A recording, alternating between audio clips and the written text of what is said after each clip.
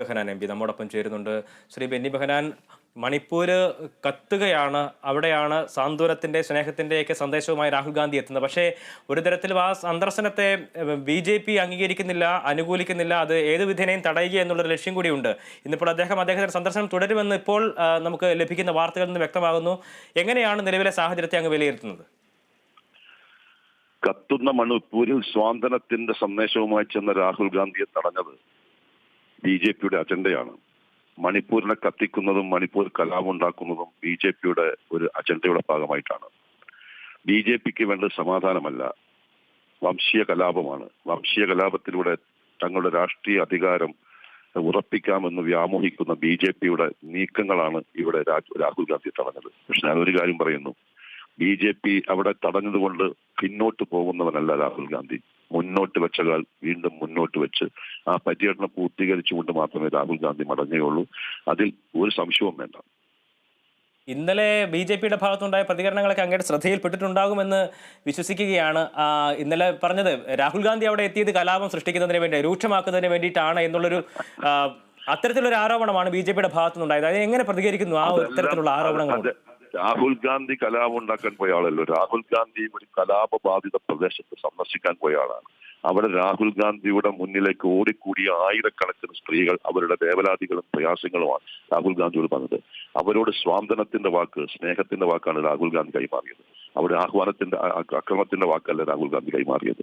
ആ വന്നിരിക്കുന്ന സ്ത്രീകൾ തടഞ്ഞ രാഹുൽ ഗാന്ധിയെ മോചിപ്പിക്കണമെന്ന് ആവശ്യപ്പെട്ടുകൊണ്ട് അവിടെ കടന്നു വന്നത് ആയിരക്കണക്കിന് അമ്മമാരാണ്. ആ അമ്മമാരുടെ വികാരമാണ് രാഹുൽ ഗാന്ധി അവിടെ പ്രകടിപ്പിക്കുന്നത്.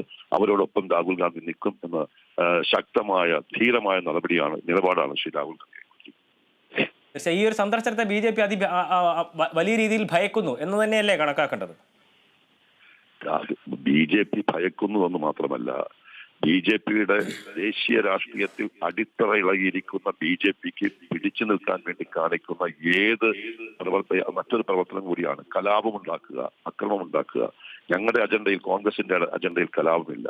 ഞങ്ങളുടെ അജണ്ട വർഗീയ കലാപമുണ്ടായ സ്ഥലങ്ങളിൽ സ്വാതന്ത്ര്യത്തിന് വേണ്ടി കടന്നു എന്ന മഹാത്മാഗാന്ധിയുടെയും പണ്ഡിറ്റ് ജവഹർലാൽ നെഹ്റുവിന്റെയും പാരമ്പര്യമാണ് ഞങ്ങൾക്കുള്ളത്.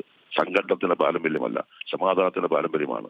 നമുക്കറിയാം, സ്വാതന്ത്ര്യ സമര കാലഘട്ടത്തിൽ വർഗീയ കലാപമുണ്ടായപ്പോൾ ആ വർഗീയ കലാപമുണ്ടായ മേഖലയിലേക്ക് നിരായുധനായി കടന്നു എന്ന് അവിടെ സമാധാനത്തിന്റെ സന്ദേശം പറഞ്ഞ ഗാന്ധിജിയുടെ പാരമ്പര്യം, നെഹ്റുവിന്റെ പാരമ്പര്യമാണ് രാഹുൽ ഗാന്ധിയുടെ പാരമ്പര്യം. തെറ്റിദ്ധരിക്കുന്നത്. അവിടെ ഈ ഒരു ഘട്ടത്തിൽ പ്രധാനമന്ത്രിയുടെ ഭാഗത്ത് ഒരു തരത്തിലുള്ള പ്രതികരണങ്ങളും ഉണ്ടാകുന്നില്ല. പക്ഷേ അവിടെ അദ്ദേഹം ഈ ഏക സിവിൽ കോഡ് പോലുള്ള കാര്യങ്ങൾ ഉയർത്തിക്കൊണ്ടുവരുന്നു. അതെല്ലാം ഇതിന്റെ ഒരു ഭാഗമായിട്ട് തന്നെയാണോ മനസ്സിലാക്കേണ്ടത്? ഈ ഒരു ഘട്ടത്തിൽ മാത്രമല്ലല്ലോ, ഇന്ത്യ രാജ്യത്ത് നടന്ന ഏതെങ്കിലും ഗൗരവമായ പ്രശ്നങ്ങൾ മോദി അഭിപ്രായം വന്നിട്ടുണ്ടോ? മോദി എന്നും മൗനത്തിലാണ്. മോദി ആഗ്രഹിക്കുന്നത് ഇപ്പോൾ നമ്മുടെ രാജ്യത്തിന്റെ വൈവിധ്യം നിലനിൽക്കുന്ന രാജ്യത്ത് ഏക സിവിൽ കോഡ് എന്ന് പറയുന്ന ഈ ആശയവുമായി മോദി മുന്നോട്ട് വന്നിരിക്കുന്നത് നമ്മുടെ രാജ്യത്ത് വീണ്ടും സംഘർഷം ഉണ്ടാക്കാൻ വേണ്ടിയിട്ടാണ്. മണിപ്പൂരിൽ മാത്രമല്ല, രാജ്യത്തിന്റെ പല ഭാഗത്തും സംഘർഷം ഉണ്ടാക്കാൻ വേണ്ടിയുള്ള അജണ്ടയുടെ ഭാഗമായിട്ടാണ് മോദി ഇപ്പോൾ ഏക സിവിൽ കോഡുമായിട്ട് വന്നിരിക്കുന്നത്. തീർച്ചയായും വളരെ നന്ദി ഈ ഘട്ടത്തിൽ പ്രതികരിച്ചതിന്.